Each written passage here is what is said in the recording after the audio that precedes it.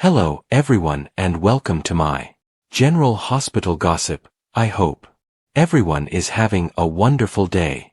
Before we begin, please hit the subscribe button and give this video a thumbs early. Spoilers: September 29th to October 3rd. Drew's low blow and Nathan's shock. General Hospital spoilers for September 29th to October 3rd, 2025 look like Drew Kane Quartermain, Cameron Matheson, is going to get lower and scummier than he ever has. And Nathan West, Ryan Pavey, drops a bombshell. As we always do on Early Edition Day, before we dive into what's next week, we're going to start with what's happening the rest of this week to give you some context for these new spoilers. General Hospital, Ned, Tracy, and James's family turmoil. So, on Wednesday, September 24th on GH, we've got Ned Quartermain, Wally Kurth, having a very serious conversation with Brooke Lynn Quartermain, Amanda Seton. Now, she's on a private jet heading off somewhere. We know that Tracy Quartermain, Jane Elliott, is missing. And on the plane, BLQ says, "Okay, I'm officially braced. Spit it out." So, it may be that Ned is on the plane with her, going to find his mom. And that same day on Wednesday, we have spoilers saying Tracy takes a risk. So, where has she gone? We'll find out. Felicia Scorpio, Christina Wagner, is very worried for James West, Gary James Fuller. He's already having a hard time because Maxie Jones, Kirsten Storms, is in a coma. And now the dad he's never met is suddenly back from the dead on General Hospital. So she is right to be concerned. James spends time with his uncle Cody Bell, Josh Kelly, and tells him he wishes he was his dad. And you know that's going to hit the stable boy right in the heart. Nathan's return and Trina's quest for answers. So, Nina Reeves, Cynthia Watrose, asks Nathan how is he here. At the end of the episode on Tuesday, he squeezed her hand. And then he woke up and he opened his eyes and she said, "James." Which is, you know, what she grew up calling him when she thought he was her brother. And she still considers him her brother. And he smiled at her, and it looked like a smile of recognition. We've heard that Nathan is completely intact. He knows who he is. He has all his faculties about him. So, we'll see. Trina Robinson, Tabiana Ali, wants answers from Jordan Ashford, Tanisha Harper. And Jordan tells Trina that there's nothing that she needs to do. So, I just wonder, you know, at the end of Tuesday's episode again, we had Trina waiting at the house to talk to Curtis Ashford, Donnell Turner.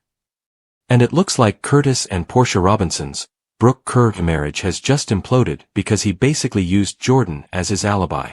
And Portia is obviously assuming the worst because Dr. Isaiah Gannon, Sarandi Wilson, is her alibi, and we know what they were doing. General Hospital spoilers, Portia's motives and Britt's potential reunion. So, Marshall Ashford, Robert Gossett, talks to his son Curtis and they discuss whether Curtis thinks Portia might be guilty of shooting Drew Kane. She's drugged him. She's targeted him. She had a big motive. At some point, she's probably going to have to give her alibi to the cops if she's asked. You know, unless she wants to be accused, she's going to have to list Isaiah. And that means Curtis is going to find out. And he may call her a hypocrite. We'll see. So, Portia talks to somebody at the hospital and says she's reconsidered. And maybe it's Britt Westbourne, Kelly Thibault, about the job. But I doubt it. I think it might be Isaiah. Maybe she's going to hop right back in bed with him because he is a cutie patootie. Monica's funeral and Rena Sofer's guest arc. On Thursday, September 25th, we've got Rena Sofer back this week as Lois Cerullo for a short guest arc for Monica Quartermain's Leslie Charlson funeral. Rena Sofer has now completely moved out of LA, all the way across the country. She's living in New York, so it looks like she is stepping deeper into her retirement from acting. So, enjoy Lois while she's here.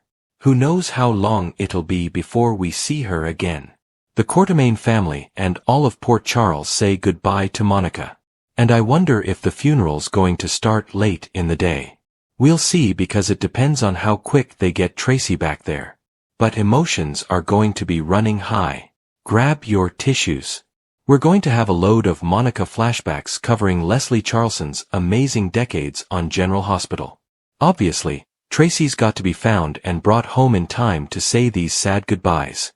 I really hope that Frank Valentini didn't make the writers shove Sonny Corinthos, Maurice Benard, and Carly Corinthos Spencer, Laura Wright, into Monica Quartermain's, Leslie Charleson, funeral. I think that would be pretty terrible given their history.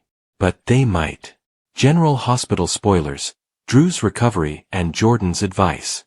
Drew is still gunshot and in the hospital recovering. I wonder if he's going to hobble into the memorial looking rough but talking tough. Jordan advised Drew to let Monica's death be an example that he needs to be a better man. But we know he's actually about to do much worse. On Friday, September 26th, we've got more of the celebration of Monica's life. I'm expecting fully a beautiful tribute to both Monica and Leslie Charleson. And an unexpected visitor shakes things up at Monica's memorial.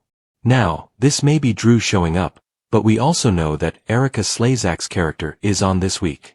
And Tracy sees her in the Quartermain family crypt and demands to know who she is. She's going to say that she is Ronnie, who is Monica's sister. And of course, Monica was adopted by Gail Baldwin, Susan Brown. So, we don't know really anything much about her biological family. Week of September 29th spoilers, shooter suspects and September 29th through October 3rd, the PCPD is still looking for Drew's shooter and they are looking for who killed the judge. Portia may fall on the radar. But Drew is very intent on framing Michael Corinthos, Rory Gibson. And he has his lawyer Martin Gray, Michael E. Knight, working on that as well. And remember, Jacinda Bracken, Paige Herschel, is the one that has Michael's full alibi. But Drew might pay her to recant her statement and just leave town. Shocking revelations, Nathan's survival and Britt's father. Liesl Albrecht, Kathleen Gotti, is absolutely shocked to find out that Nathan is in the hospital. I guess judging by her reaction, we'll find out if she knew there was any chance her son survived. And of course, we're still waiting to find out if Britt Westbourne's, Kelly Thibault, boss is her and Nathan's dad, Caesar Faison, Anders Hove.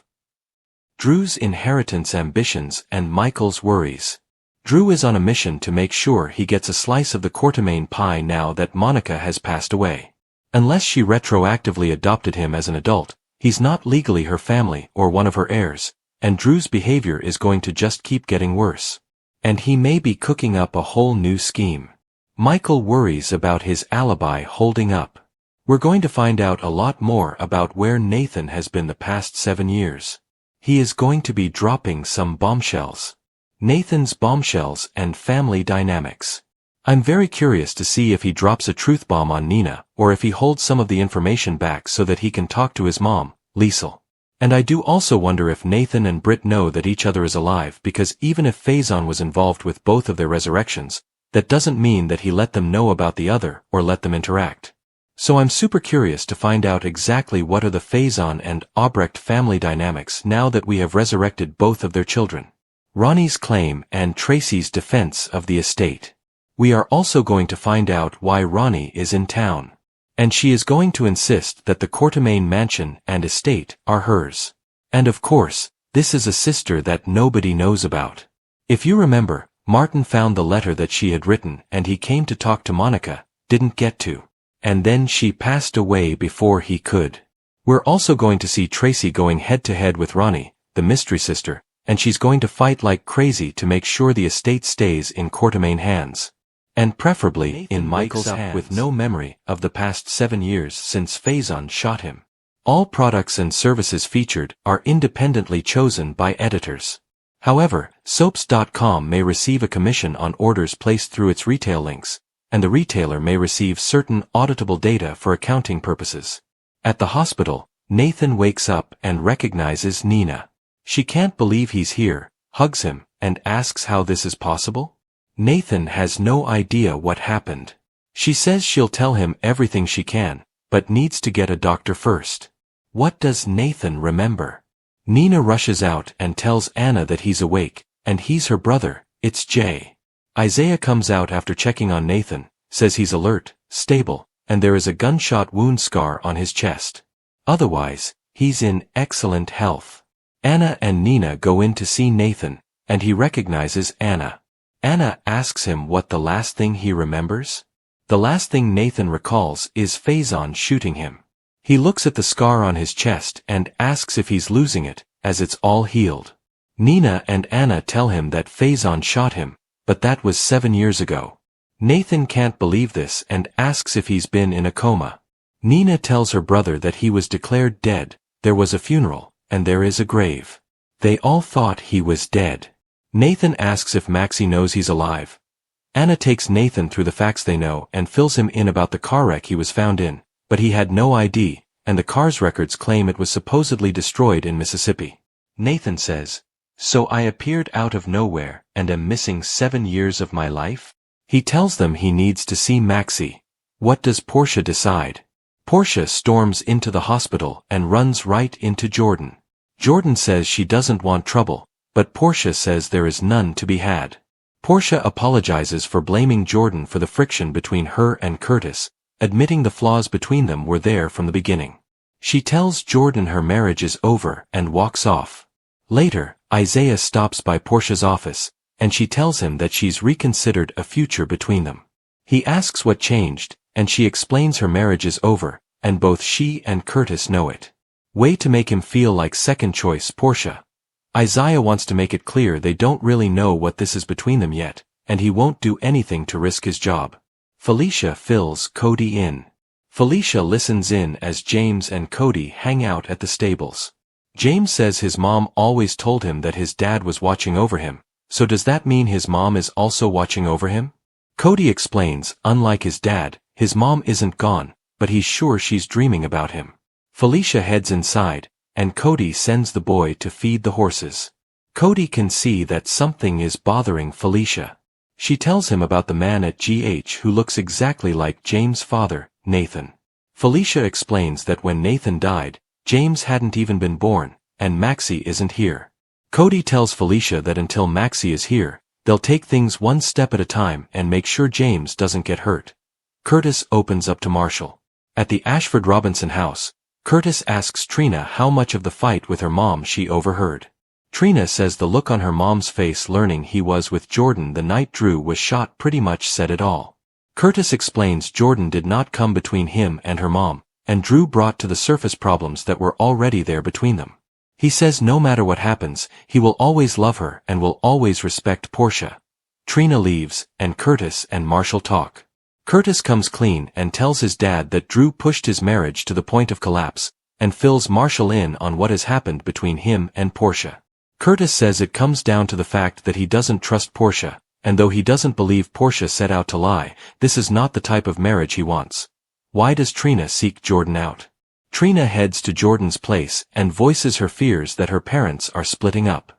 They sit down, break out some wine, and after going over the events of the night, Trina asks if Jordan was a factor in her parents' problems. Jordan insists she respects her parents' marriage, and insists she and her father haven't pursued one another. Really, Jordan? Trina believes her, but she can't let her parents get a divorce. Jordan tells her there isn't anything she can do, but Trina says this is about keeping her parents out of prison, not saving their marriage. Where is Tracy? Brooke Lynn and Ned are on a plane to Atlantic City, hoping to find Tracy at a casino. Ned tells Brooke Lynn there is something she should know, and that he had an affair with Monica. Brooke Lynn says she knows, as it's the stuff of family legends. Without going into details, which Brooke Lynn makes clear by covering her ears that she doesn't want to hear, Ned explains that he and Monica didn't know who each other was at the time, and he got to know her before family politics got involved. Ned fears he let Monica down as he spent years pursuing and double-crossing AJ. He knows Monica lived through so much loss. He doesn't want to look back on his life with regrets, and being her father is the most important thing in the world to him. Brooke Lynn knows that Tracy and how much he loves gambling her money away in AC when Lois, of all people, sits down next to her at the table. Tracy can't believe her luck. Lois tips the dealer to leave them. Tracy knows Ned sent her. Lois admits it, and that they are all afraid she's about to make a major mistake she can't take back. Lois tells her that she is now the family matriarch, and she has to be at that funeral not just for the family, but because she owes it to Monica. Tracy lashes out that Monica doesn't need her to be at the funeral, and neither does anyone else. Lois says it is important to say goodbye. Ned walks in and Lois leaves them, but not before Ned gives Lois a heads up that Brooklyn is here too. Ned sits down with his mother, who insists Monica won't care if she's not at her funeral, because she's dead. Tracy breaks down and cries. She's sick of all the funerals she's been to, and is done burying people she loved. Nor does she want to listen to people go on about how Monica should still be with them. Lois finds Brooklyn on the boardwalk and surprises her with her favorite cotton candy. Brooklyn thanks her mom for coming, and explains that Lulu was the one who suspected Tracy would come here, as this was her and Luke's place. Lois is proud of her for working with Lulu, and she's sorry about Maxie as well. I end the show's final moments. At the hospital, Nina breaks the news to Nathan that Maxie collapsed last month and is in a coma. Nathan remembers they were expecting, and Nina says the baby is now a wonderful little boy named James. At the stables, as James and Felicia head out, James wishes Cody were his father and not his uncle. Felicia and Cody exchange a look. T. Jordan's. Trina tells her that her parents are trying to protect her, and if they break up, the police will have more of a motive to look at them. Jordan says this isn't her job to fix, and she needs to stay far away from this investigation, or the police might realize she could have a motive to have wanted Drew dead in order to help her parents. T. Home. Curtis worries that if he and Portia split right now, and it is found out it's because of Drew, she could become a suspect. Marshall asks his son if he thinks Portia might have shot Drew. In her office, Portia understands Isaiah's stance, but she also feels the time they spent together was amazing. He agrees, but says if they do this, it has to be off the radar, and nobody can know. Portia agrees. On the boardwalk, Lois tells Brooklyn about the time Ned's wife, Catherine, was poisoned, and how the entire family accused one another of being guilty, but also were working to help cover for each other. She realized then that the Courtemains really love one another and are family. Monica was at the heart of the family.